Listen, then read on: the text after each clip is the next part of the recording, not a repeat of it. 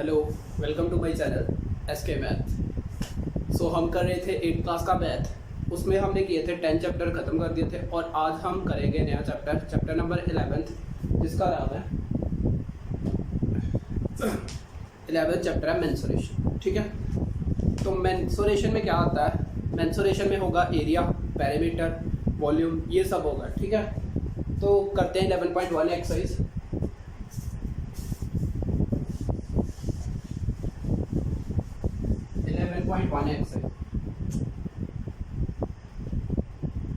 इसमें हम पढ़ेंगे रेक्टेंगल मतलब जो 2 डायमेंशनल फिगर है उनका एरिया और पेरीमीटर के बारे में। ठीक है, जैसे कि फर्स्ट क्वेश्चन है हमारे पास कि हमारे पास ऐसे दो शेप्स गिवन है, एक तो ये और एक ये शेप गिवन है। ठीक है, और इसकी उसने गिवन की है 80 मीटर एंड 60 मीटर। ये है 60 मीटर और ये है 80 मीटर। ठीक है, और साथ में उसने एक कंडीशन दिया है। क्वेश्चन देख लो क्या बोल रहा है। क्वेश्चन की स्टेटमेंट है कि a square and a rectangular field with measurement as given in the figure have the same perimeter which field has a larger area. उसने बोला कि हमारे पास दो रेक्टेंगुलर मतलब एक स्क्वायर और एक रेक्टेंगुलर फील्ड है। इसमें उसने बोला है कि दोनों का पेरीमीटर सेम है और हमने निकालना है दोनों का एरिया और बताना है कि एरिया दोनों में से किसका ज़्यादा। ठीक है, तो हमारे पास जो पहले कंडीशन गिवन है, इसकी लेंथ गिवन है तो ब्रेथ हम लेट कर लेते हैं कि ब्रेथ ऑफ रेक्टेंगल है बी।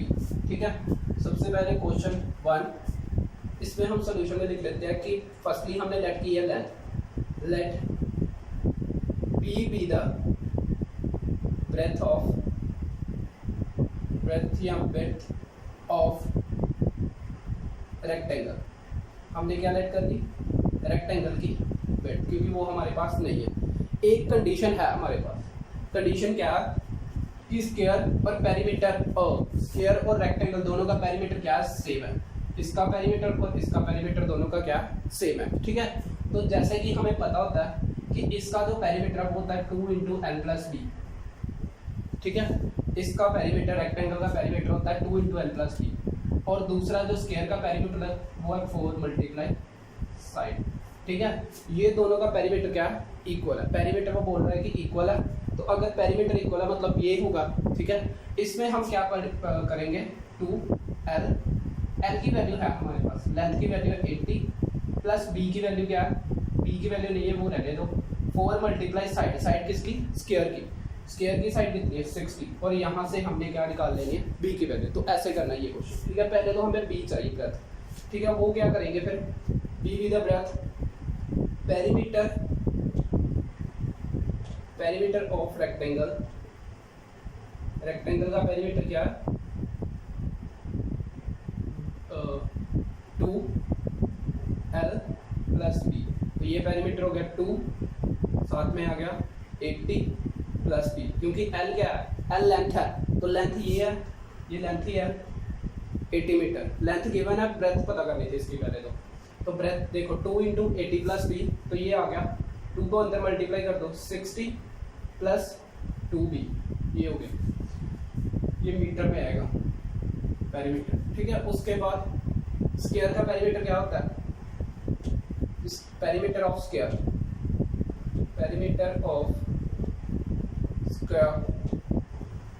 वो किसके इक्वल है? 4 × साइड के।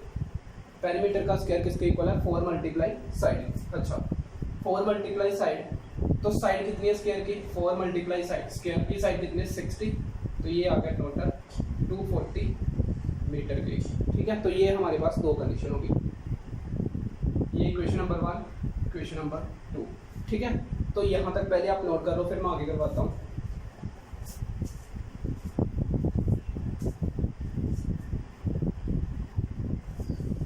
आगे हमारे पास कंडीशन थी कि perimeter of rectangle is equal to perimeter of square. ठीक है, ये इक्वल था, पेरीमीटर ऑफ स्क्वायर दोनों इक्वल थे। तो ये आया था हमारे पास 2b प्लस 1 2b प्लस 280 थी ना 160 80 वहाँ पर 160 कर लेना 160 ठीक है 280 को मल्टीप्लाई करना था तो 2b plus 160 is equal to 4 multiply side कितना आया था 240। अभी यहाँ से b की वैल्यू 2b 240 माइनस 160 तो ये आ गया 80 तो 2b is equal to b 80 plus that b is equal to 80 divide by 2 यानी कि ये कितनी होगी 40 के इक्वल। तो ये आ गया b ब्रेथ कितनी होगी 40 मीटर। अगर ब्रेथ 40 है और लेंथ कितनी थी लेंथ हमारे पास थी 80 और ब्रेथ कितनी होगी हाँ और लेंथ थी 80 मीटर ठीक है। अब इसका एरिया निकाल लो एरिया ऑफ रेक्टेंगल क्या होगा लेंथ मल्टीप्लाई ब्रेथ तो लेंथ मल्टीप्लाई ब्रेथ करोगे तो 80 multiply 40 is equal to 8 4 3200 metres की ये होगी हमारे पास इसकी ब्रेथ और एरिया ऑफ रेक्टेंगल ठीक है। तो एरिया ऑफ स्क्वायर का एरिया क्या होता है एरिया ऑफ स्क्वायर क्या होगा साइड मल्टीप्लाई साइड तो साइड मल्टीप्लाई साइड कर दो 60 multiply 60 is equal to 3600 metre square. तो किसका एरिया ज़्यादा हो गया स्क्वायर का मतलब area of square is greater than area of rectangle ठीक है। तो ये एरिया ज़्यादा हो गया किसका स्क्वायर। एरिया हमने क्वेश्चन करना था कि एरिया ज़्यादा बताना था किसका ठीक है।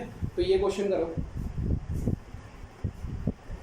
नेक्स्ट क्वेश्चन है कि mister Kaushik has a square plot with the house measurement shown in the figure.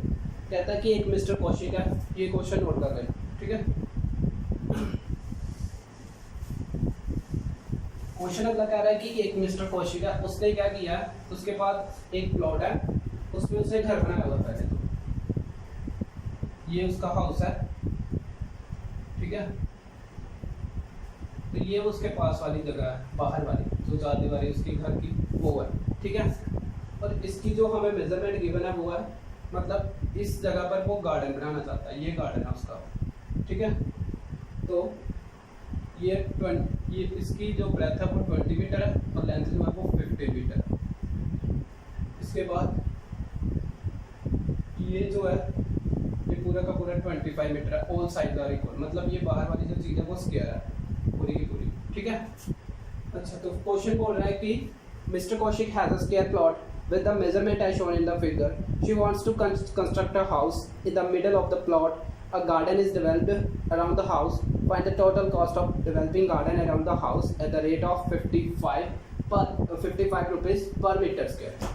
वो बोल रहा है क्वेश्चन देख लो एक बार स्टेटमेंट में क्या बोल रहा है कि मिस्टर कौशिक है उसका घर है ऐसे ठीक है और क्या करना चाहता है वो ये जो एरिया ना इसमें वो गार्डन बनाना चाहता है ये वाले एरिया में ठीक है। ये वाले एरिया में वो गार्डन बनाना चाहता है ठीक है। तो इसका जो खर्च आता है वो कितना आता है 50 रुपीज़ पर मीटर स्क्वायर पर ठीक है। तो वो बोल रहा है कि यहाँ पर गार्डनिंग करने के लिए उसे टोटल कितने पैसे खर्च करने पड़ेंगे। तो वो कैसे निकालोगे आप ये वाली जो जगह है ये वाली जो जगह है इसका एरिया निकालो ये वाली जो जगह है इसका एरिया निकाल लो। इसका एरिया कैसे आएगा देखो अगर हम ये पूरे का पता होगा ठीक है इसका पता होगा और इस बीच वाले हाउस का पता होगा दोनों का पता होगा तो पूरे में से हाउस का एरिया बाहर निकाल लेंगे तो ये सिर्फ यही एरिया बचेगा गार्डनिंग का ठीक है। तो करते हैं क्वेश्चन।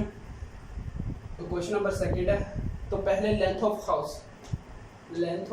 हाउस की लेंथ कितनी है देखो हाउस की लेंथ है ये वाली ये जो नीचे वाली ये क्या है 20 और ब्रेथ कितनी है ब्रेथ ऑफ हाउस कितना है 15 मीटर।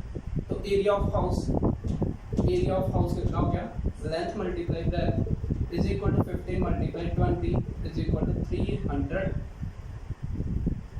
Metre square. ये हो गया एरिया किसका ये हाउस का एरिया निकाल लिया। अब पूरे वाले का निकालो पूरा देखो इसकी सारी की सारी साइड सेम है पूरे बाहर वाले की सारी साइड सेम है मतलब क्या होगा कि ये बाहर वाला जो है वो क्या है एक स्क्वायर है ठीक है। तो स्क्वायर है तो देखो साइड ऑफ स्क्वायर ठीक है या बाउंड्री लिख लो, हाउस की बाउंड्री है ना, side of boundary, side of boundary, side of boundary of house is equal to, house की जो बाउंड्री है उसका जो साइड है वो क्या है 25 मीटर। तो एरिया ऑफ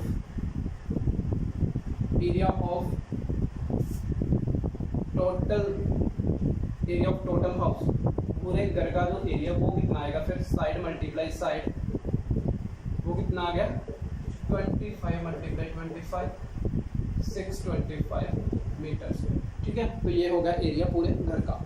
अब इस घर के पूरे एरिया में से ये वाला जो बीच वाले जो जगह वो उसको माइनस कर देते हैं, तो ये गार्डनिंग में जो जगह थी वो हमारे पास उसका एरिया जो बच जाएगा। ठीक है, तो हमने किसका एरिया निकालना है, एरिया फॉर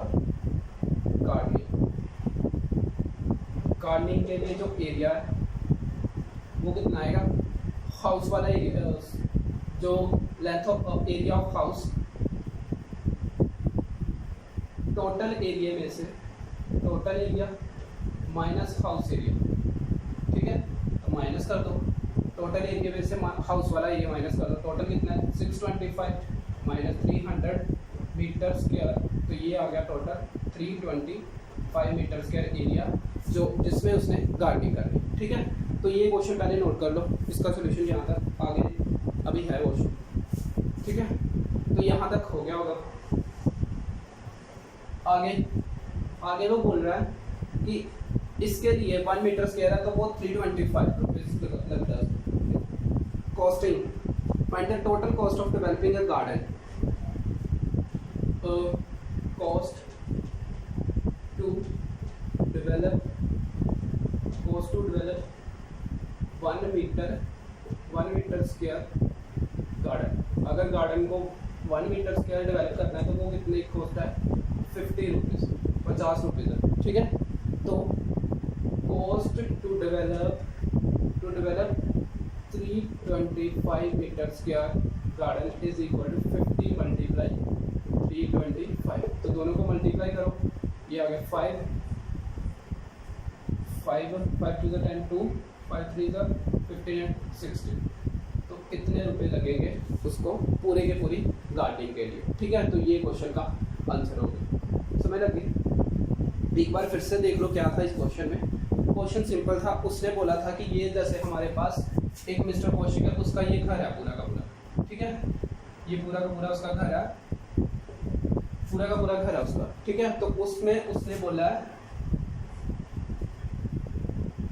कि ये जो उसका बीच में हाउस है, घर कमरे हैं उसके। ठीक है, और ये जो बाहर है बाउंड्री पर वो गार्डनिंग करना चाहता है। ठीक है, तो बाहर गार्डनिंग करने के लिए उसको अगर 1 मीटर स्क्वायर गार्डनिंग करनी है तो उसको 50 रुपये खर्च आता है। ठीक है, तो वो पूरे के पूरे अगर गार्डनिंग करना चाहता है तो उसका खर्च कितना आएगा। ठीक है, तो ये हमने बताना है। ये कैसे मैंने किया, अगर हमें ये गार्डनिंग वाला एरिया पता होगा तो हमें पता होगा कि उसको खर्च कितना करना पड़ा है। ठीक है, तो ये एरिया निकालने के लिए क्या किया, ये पूरा होल जो बाउंड्री है, पूरा जो हाउस है, जिस जगह जितनी जगह में हाउस है वो मैंने पूरा एरिया निकाल दिया पहले। ठीक है, उसमें से ये जो हाउस वाला एरिया है वो माइनस कर दिया और हमारे पास बच गया गार्डनिंग वाला सिर्फ। ठीक है, तो गार्डनिंग वाला बच गया, उसको हमने क्या करना है, अगर 1 मीटर स्क्वायर 50 रुपीज़ लगते हैं तो 325 जो बचा एरिया वो कितना है 325।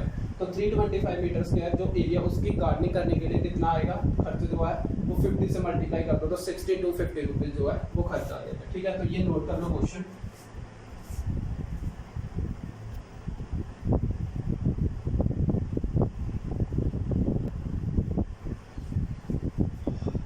तो आपने नोट कर लिया होगा। तो अगला क्वेश्चन हम नेक्स्ट वीडियो में करेंगे। ठीक है, तो आज के लिए बस इतना ही। तो 2 ही क्वेश्चन करने थे आज। ठीक है, तो आगे के लिए आप प्रिपेयर, मतलब आपने ये जो फॉर्मूले रेक्टेंगल का, स्क्वायर का, पेरीमीटर का, एरिया का, ये फॉर्मूले आपने लर्न करने हैं। ठीक है, तो आज के लिए बस इतना ही। Okay, thank you.